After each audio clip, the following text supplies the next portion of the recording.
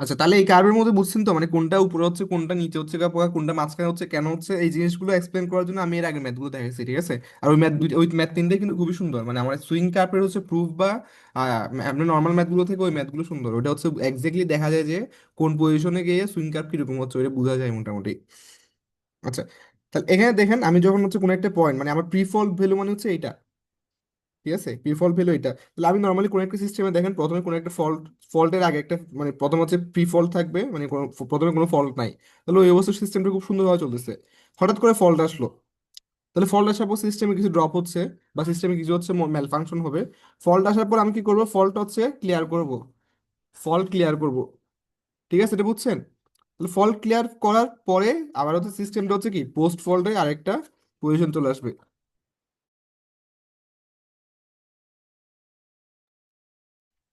তাহলে আমার এই চারটে পজিশনে যাচ্ছে। তাহলে প্রথমে দেখেন আমার সিস্টেমটা এই পজিশনে চলছিল, সিস্টেমটা আমি এই পজিশনে চলতেছিল, হঠাৎ করে ফল্ট হয়েছে। ফল্ট হওয়া মানে কি, আমার এটা হচ্ছে প্রি ফল্টের কার্ভ। যদি কোনো একটা পজিশনে ফল্ট হয় তখন কার্ভ চেঞ্জ হয়ে যাবে। তাহলে কার্ভ, মানে কার্ভ চেঞ্জ হওয়া মানে কি অপারেটিং কন্ডিশন চেঞ্জ হয়ে যাবে আর কি।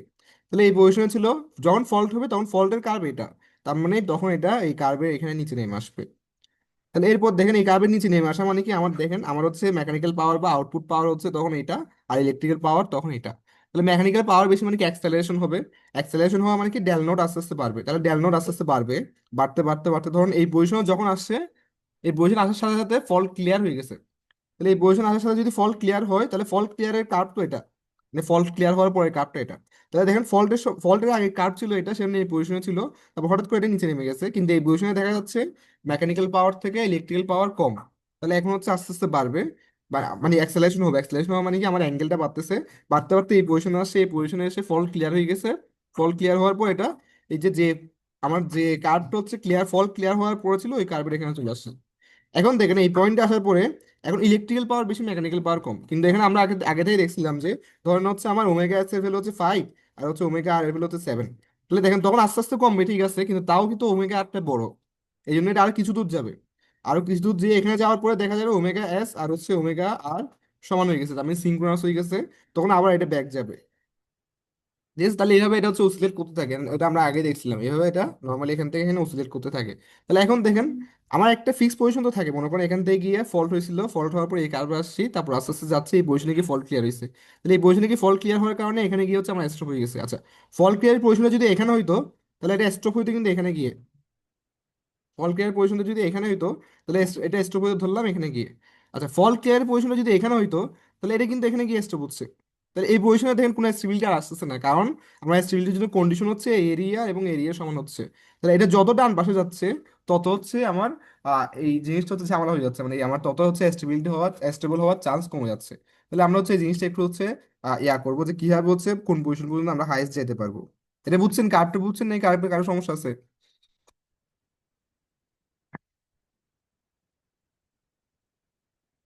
কার্ভে কারো সমস্যা আছে বা বুঝিনি কেউ আছেন?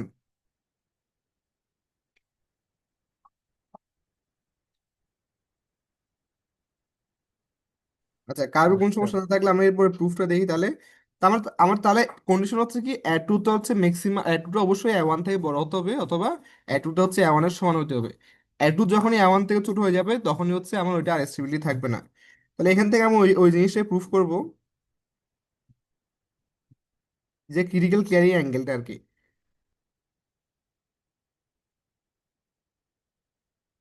এটা আরেকটা গ্রাফ আসবে নতুন করে। আচ্ছা, তাহলে এই গ্রাফটা দেখেন তো, এটা হচ্ছে ক্রিটিক্যাল ক্যারি অ্যাঙ্গেলের গ্রাফের জন্য আমরা দেখবো, ঠিক আছে? তাহলে এখানে দেখেন আমরা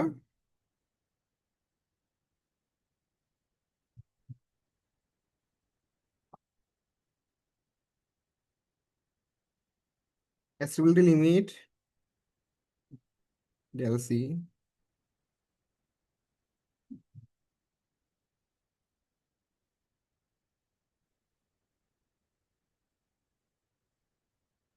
ঠিক আছে। এখানে এই এই জিনিসটা একটু মাথায় রাখবেন, এখানে একটা ঝামেলা হচ্ছে, আমার এই এরিয়াটা কিন্তু পুরোটাই ফিল আপ, ঠিক আছে? এটা নিয়ে কনফিউজ হবেন না, এখানে হচ্ছে বইয়ের মধ্যে মনে হয় পুরোটা ফিল আপ করছে কিনা এটা বোঝা যাচ্ছে না, ঠিক আছে? এরিয়াটা পুরোটা ফিল আপ থাকবে। আমি যখন হচ্ছে স্টেবিলিটি লিমিট নিব, তখন হচ্ছে আমার লিমিট কিন্তু এই পর্যন্ত চলে যাবে, ঠিক আছে? এই পর্যন্ত না, মানে আমি ক্রিটিক্যাল অ্যাঙ্গেল যখন হিসাব করবো, আমরা এর আগেও দেখছিলাম ক্রিটিক্যাল অ্যাঙ্গেল হিসাব করে মানে কি এই যে এই এরিয়াটা পুরোটা নিয়ে নিবো। ঠিক আছে? তাহলে এখন দেখেন আমার এরিয়া কিভাবে আসবে। আমার হচ্ছে এই যে এই এরিয়া আর এরিয়া সমান হতে হবে। এই এরিয়া হচ্ছে আমার A1, তাহলে A1 এর এরিয়া কি হবে? A1 এর এরিয়া এই যে ডি এ ডি, তারপর হচ্ছে বি সি, এটা ক্ষেত্রফল। তাহলে ডি বি সি এর ক্ষেত্রফল কি হচ্ছে দেখেন, আমার হচ্ছে ডি এর, এখানে একটা রেক্টেঙ্গেল আছে প্রথমত, এই যে এই রেক্টেঙ্গেলটা, তাহলে এই রেক্টেঙ্গেলের ক্ষেত্রফল কি আমার দৈর্ঘ্য ইন্টু প্রস্থ, দৈর্ঘ্য হচ্ছে পিএস আর প্রস্থ হচ্ছে আমার del one minus del naught বা del C minus del naught, del C minus del naught, del C কেন, এটা হচ্ছে ক্রিটিক্যাল ক্যারিং অ্যাঙ্গেল। আচ্ছা, মাইনাস কি হচ্ছে, মাইনাস এই যে এই কার্ভের আন্ডারের ক্ষেত্রফল, তাহলে এই কার্ভের আন্ডারের ক্ষেত্রফল আমি লিখবো হচ্ছে পি, এটা 3 নাম্বার, এটা 2 নাম্বার কার্ভ ছিল, তাহলে আমি এটাকে লিখি পি ম্যাক্স টু লিখি। আমাদের এখানে কি লিখছে, পি ম্যাক্স টু লিখছে নাকি PM2 লিখছে, পি ম্যাক্স টু না লিখি PM2 লিখি। আমার এটা হচ্ছে PM1 সাইন ডেল্টা, এটা হচ্ছে আমার PM2 সাইন ডেল্টা, এটা PM3 সাইন ডেল্টা। PM2 মানে হচ্ছে কিন্তু P max 2 আর কি। পি আর এটা এটা হচ্ছে ওরা হচ্ছে বারবার ম্যাক্স লেখাচ্ছে, এম লেখা বেটার দেখে হচ্ছে পি ম্যাক্সটাকে PM করে ফেলছে। তাহলে PM ইন্টু হচ্ছে ইন্টিগ্রেশন অফ এই PM এর আন্ডারের ক্ষেত্রফল, তাহলে integration of PM2 sine delta D delta. আর এখানে আমার লিমিট হচ্ছে ডেল নট থেকে del C, limit del naught থেকে ডেল সি, দেখেন তো এডিসি এর এটা লিখছে না, এই যে এই ক্ষেত্রফল, তারপর হচ্ছে সাইনের আন্ডারের ক্ষেত্রফল। ঠিক আছে? আচ্ছা, একইভাবে হচ্ছে টু এরটা হবে কি, এই সাইনের আন্ডারের ক্ষেত্রফল মাইনাস রেক্টেঙ্গেলের ক্ষেত্রফল, তাহলে এখানে আর এখানে লিমিট হচ্ছে আমার ডেল সি থেকে ডেল এম। এটা হচ্ছে দেখেন সাইনের আন্ডারের ক্ষেত্রফল মাইনাস ওই রেক্টেঙ্গেলের ক্ষেত্রফল। তাহলে এখান থেকে ইন্টিগ্রেশনটা একটু করব, করার পরে দেখেন আমার যদি হচ্ছে এই দুইটা সেম, এই দুটো হচ্ছে স্টেবল হইতে হয়, তাহলে এই দুটো অবশ্যই সমান হতে হবে। তাহলে এই যে এই দুটো হচ্ছে সমান হতে হবে, তাহলে লেফট হ্যান্ড সাইড এটা লিখলাম, রাইট হ্যান্ড সাইডে এটা লিখলাম। এখান থেকে একটু ক্যালকুলেশন করে দেখবেন, ক্যালকুলেশন করলে এই ভ্যালুটা চলে আসবে। এই যে এখান থেকে একটু ক্যালকুলেশন করলে আমার এই ভ্যালুটা চলে আসবে। এখানে কার সমস্যা আছে বা বুঝি নাই কেউ আছেন?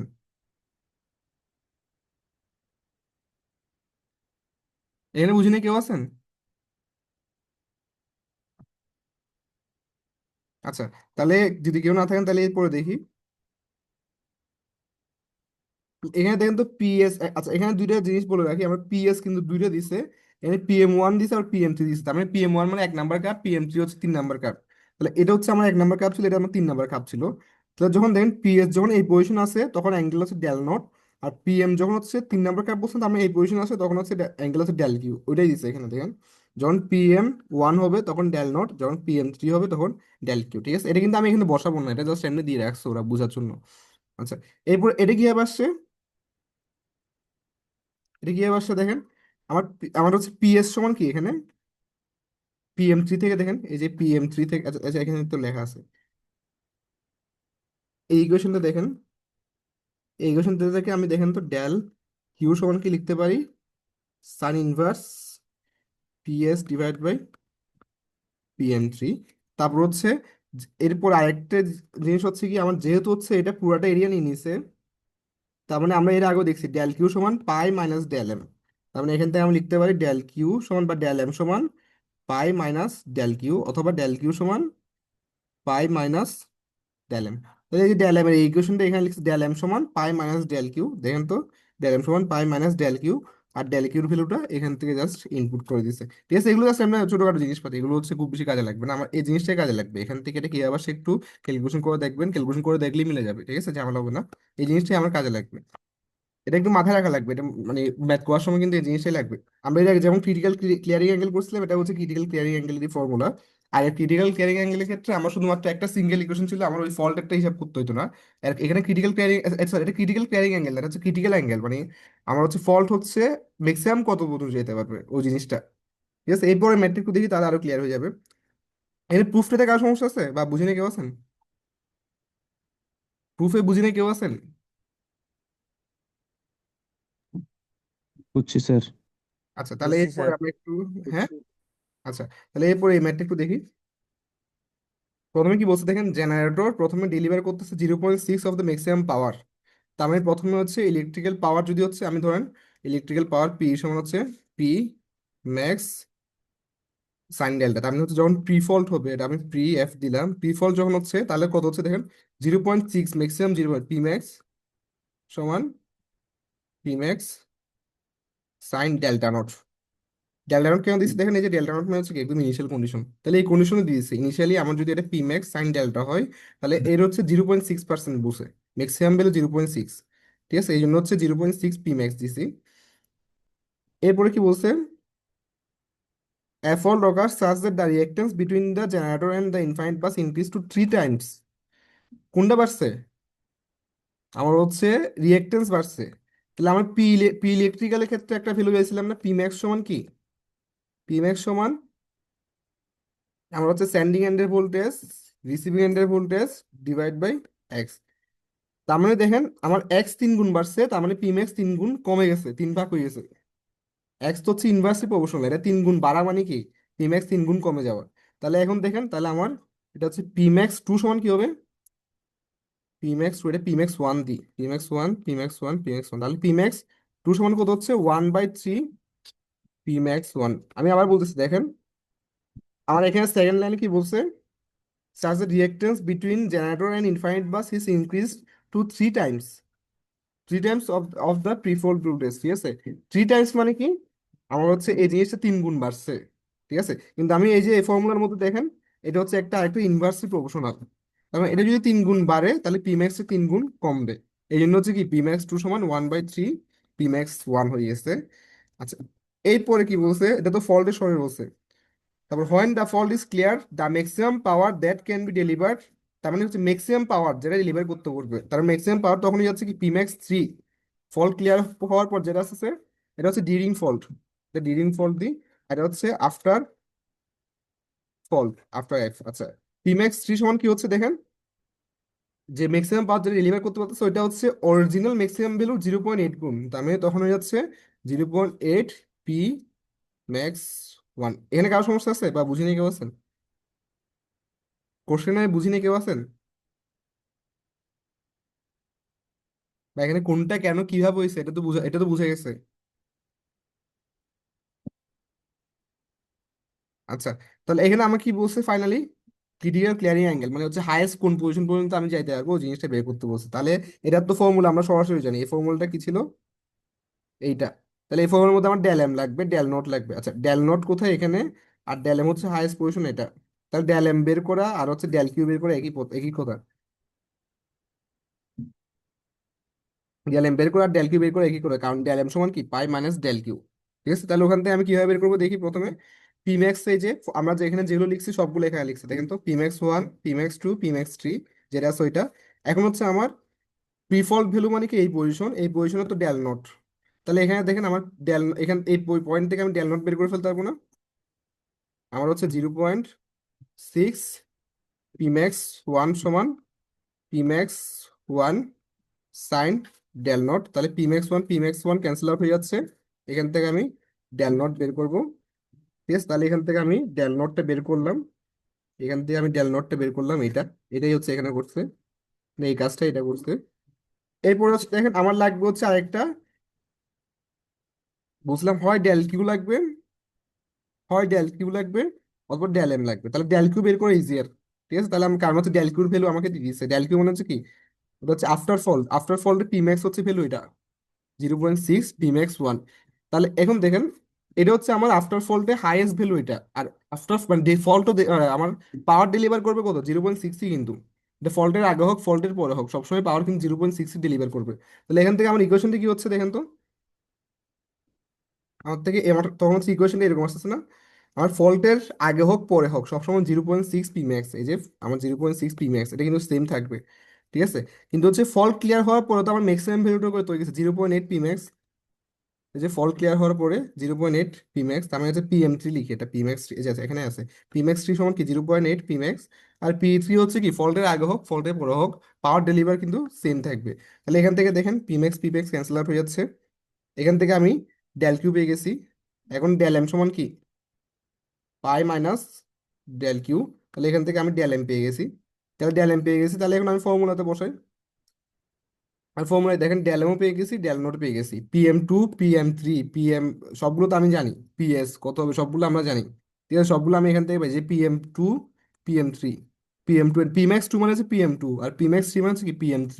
তারপর পিএসটা কোথেকে বের করবো? এই যে এই পজিশনে পিএসটা হচ্ছে কি 0.6 ইন্টু হচ্ছে Pmax। তাহলে এখান থেকে হচ্ছে আমি হচ্ছে পিএসটা বের করে ফেলবো, তাহলে সবগুলো বের করার ফলে ফাইনালি আমার ভ্যালুটা কিন্তু ডেলসি এইভাবে আসবে। দেখেন তো এখানে কারো সমস্যা আছে কিনা বা বুঝতে কারো সমস্যা হচ্ছে কিনা। যে ফর্মুলার মধ্যে ভ্যালু বসানো, আমার থেকে ফর্মুলাটা একটু মাথায় রাখা লাগবে এখানের মধ্যে। ফর্মুলার মধ্যে দেখেন, ফর্মুলার মধ্যে হচ্ছে কি আমার ডেল এম লাগতেছে, ডেল নট লাগতেছে, তারপর হচ্ছে কি আর PM2 PM3 তো অলরেডি আমি বের করে ফেলছি, তাহলে ডেল নট এবং ডেল ডেল এমটা বের করতে পারলেই হচ্ছে বাকি সবগুলো বেরিয়ে যাচ্ছে। জাস্ট ওগুলোই বসাইছি, ভ্যালুগুলোই বসাইছি। দেন কারো কোনো সমস্যা আছে কিনা বা কারো কোনো কনফিউশন আছে কিনা? আমাদের অ্যাটেন্ডেন্সটা দিয়ে রাখেন চ্যাট বক্সে।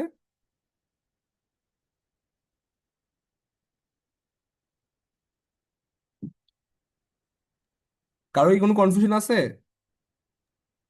স্যার এতটুকু পর্যন্ত বুঝছি। স্যার আমাদের কি নতুন পড়া শেষ? আমাদের শেষ এখানেই। স্যার তাহলে ওই সুইং কার্ভ একটা আছে না স্যার, আগের পড়া থেকে একটা কোয়েশ্চেন ছিল স্যার। হ্যাঁ বললেন, এটা তো জিজ্ঞেস করছিলাম আমি শুরুতে, যে কারো কোনো সমস্যা আছে কিনা, কেউ তো বলুন নাই। স্যার আমি হচ্ছে ওয়াশরুমে গেছিলাম তাই জন্য। আচ্ছা, কোথায় বলতেছেন সুইং কার্ভে? হ্যাঁ হ্যাঁ স্যার, স্যার সুইং কার্ভটা বুঝছি, জাস্ট এখানে একটু কনফিউশন ফেস করতেছি আপনার। মানে প্রুফটা যদি লিখতে বলে কোন কোন প্রসেস থেকে কোন প্রসেস পর্যন্ত লিখবো স্যার, এই জিনিসটা মানে আমি বুঝতেছিলাম না। আচ্ছা, এটা তো ক্লাসে বলছিলাম না, আমি বল দিচ্ছি তাও আবার। যদি প্রুফ হ্যাঁ লিখতে স্যার বলে ভুলে তাহলে, গেছিলাম স্যার। হ্যাঁ প্রুফ It's যদি লিখতে 11 বলে o'clock. প্রথমে এটা শুরু করব, মানে এখান থেকে এটা শুরু করব, এটা শুরু করে এই পর্যন্ত আনবো, ঠিক আছে? আনার পরে তারপর হচ্ছে এই জিনিসটা লিখবো। এখানে সবগুলো স্টেপ বাই স্টেপ আছে তো, দেখেন না, ইকুয়েশন 1, ইকুয়েশন 2, ইকুয়েশন 3, তারপর 4, 5, ঠিক আছে, এই যে 6, 7, 8, মানে এইভাবে জাস্ট স্টেপ বাই স্টেপ সবগুলো এখানে দেওয়া আছে তো। না আমি এই প্রথমে এটা লিখবো, এটা লেখার পর এটা, এটার পর হচ্ছে হ্যাঁ এগুলো আসবে, এগুলো আসার পর এটা শেষ। তারপর হচ্ছে ফাইনালি হচ্ছে আমার দেখেন এখানে হচ্ছে আমার এম কে হচ্ছে রিপ্লেস করা লাগছিল, এই যে এম কে রিপ্লেস করা লাগছিল, এই এম কে রিপ্লেস করা লাগছিল, তাই এম কে রিপ্লেস করার জন্য আমরা হচ্ছে এইচ এর যে ভ্যালুটা আমি জানি ওটা লিখবো, ঠিক আছে? জি। তাহলে এই যে ওই ভ্যালুটা লিখার পরে, এই যে এই ভ্যালুটা লিখার পরে বাকিগুলো হচ্ছে জাস্ট ভ্যালুগুলো বসাই আস্তে ধীরে হবে আগাবো, মানে এই জিনিসটা লিখে দিতে হবে পুরোটা। আচ্ছা স্যার, তাহলে উপরেরটা, উপরে একটা উপরটা দেখাচ্ছেন লেখার দরকার নেই, সেখানে। এটা জাস্ট বোঝার জন্য দিচ্ছি আপনাদেরকে। আচ্ছা আচ্ছা এটা আচ্ছা। হচ্ছে প্রুফে লাগবে না তো, প্রুফে লাগবে না। ঠিক আছে স্যার। ঠিক আছে, এটা আমাদের জাস্ট বেসিকটা বোঝার জন্য রাখছি এটা। মানে এখানে সবগুলো হচ্ছে বেসিক জিনিসপাতি, এই যে কাইনেটিক এনার্জি সমান কি হবে, এইচ এর ভ্যালু কিভাবে হুম। আসছে, তারপর হচ্ছে আমার এই এম এর ভ্যালু কি হবে, এগুলো সবগুলো হচ্ছে আমরা ওই ক্লাসে ডিসকাস করছিলাম না, এই অ্যাঙ্গুলার হ্যাঁ থেকে হচ্ছে লিনিয়ারে কিভাবে আনছি বা লিনিয়ার থেকে অ্যাঙ্গুলার কিভাবে নিয়েছিলাম, ওই জিনিসগুলো যেগুলো ডিসকাশন করছিলাম ওগুলো এখানে একটু ভালো মতো ডিটেলসে লেখা আছে। ঠিক আছে, আমার লেখা লাগবে আচ্ছা। শুধুমাত্র এটা, উপরটা লাগবে না। জি ঠিক আছে স্যার। আচ্ছা, তারপর আর কোনো কনফিউশন আছে? স্যার স্যার একটা সেলফ ইম্পিডেন্স আর অ্যাডমিটেন্স এর একটা ব্যাপার আছে না? স্যার এটা এখানে স্যার সুইং কার্ভ একটা। সুইং কার্ভ, আচ্ছা সেলফ ইম্পিডেন্স আর অ্যাডমিটেন্স হচ্ছে Y11, ওইটা হচ্ছে ওয়ানের জন্য, Y22 ওইটা হচ্ছে যখন যেটাতে লাগতেছে আর কি, 2 বাসের জন্য কি Y22 আসবে, 3 বাসের জন্য Y33 আসবে, ওভাবে লিখবো আর কি, বুঝছেন? হ্যাঁ হ্যাঁ স্যার, তাহলে কি ওখানে আমাদের যে একটা রেজিস্ট্যান্স আর রিঅ্যাকট্যান্সের যে রিঅ্যাকট্যান্সটা কি আনতে হবে সবসময়? এটা হচ্ছে ডিপেন্ড করতেছে, যেমন ধরুন ওয়াই থাকলে শুধুমাত্র আমার রিঅ্যাকটেন্স, আর যদি জেড থাকে বা হচ্ছে জেড থাকলে তখন হচ্ছে আর তো এখন রিঅ্যাকটেন্স আসতেছে না, তখন হচ্ছে রেজিস্ট্যান্সও আসবে। হুম। আর এটা হচ্ছে ওই আমার ইকুয়েশনের মধ্যে কোনটা আছে ওটার উপর আর কি, মানে এটা হচ্ছে এক একটা ক্ষেত্রে তো এক একটা আসবে, কোনটার ক্ষেত্রে রিঅ্যাকটেন্স আসবে শুধু, কোনটার ক্ষেত্রে হচ্ছে ফুলি ফুলি হচ্ছে অ্যাডমিটেন্স আসবে, ওটা ডিপেন্ড করতেছে। আচ্ছা ঠিক আছে, আচ্ছা তারপর সুইং আপনি আরেকটাকে কোশ্চেন করতেছিলেন। স্যার এখানে স্যার এটা ওমেগা স্কোয়ারটা কোথায় গেছে বলছিলেন তো স্যার? কোথায় গেছে স্কোয়ার? স্যার আমি দাগ দিছি স্যার, দেখা যাচ্ছে আপনার এখানে। আচ্ছা হ্যাঁ, দেখছি দেখছি দেখছি, আচ্ছা এই স্কোয়ারটা কোথায় গেছে? হ্যাঁ, স্যার হ্যাঁ আচ্ছা, স্কোয়ার এটা। হ্যাঁ ঠিক আছে বুঝতে পারছি। এ স্কোয়ার ঠিক আছে হচ্ছে আমার এখানে J omega S into omega S, J omega S into omega S, ঠিক আছে? তাহলে এখন দেখেন জে ইন্টু ওমেগা এস মানে হচ্ছে কি, জে এর ভ্যালু হচ্ছে কি মানে এম, ওমেগা এস মানে কি ভি না লিনিয়ারে, তাহলে এম ভি মানে হচ্ছে কি, এটা লিনিয়ার ক্ষেত্রে হচ্ছে আমি কি করছিলাম, মোমেন্টাম ধরছিলাম, ঠিক আছে? ওইটা হচ্ছে কি আমার অ্যাঙ্গুলার মোমেন্টাম ক্যাপিটাল এম, এই যে এম স্মল বি বা জে ইন্টু ওমেগা এস, এটাকে হচ্ছে আমি ক্যাপিটাল এম নিয়ে গেছি, বুঝতে পারছি। বুঝছেন? ঠিক আছে, হুম, আচ্ছা, থ্যাংক ইউ স্যার। তারপর আর কারো কোনো কনফিউশন আছে কোনো কিছু নিয়ে?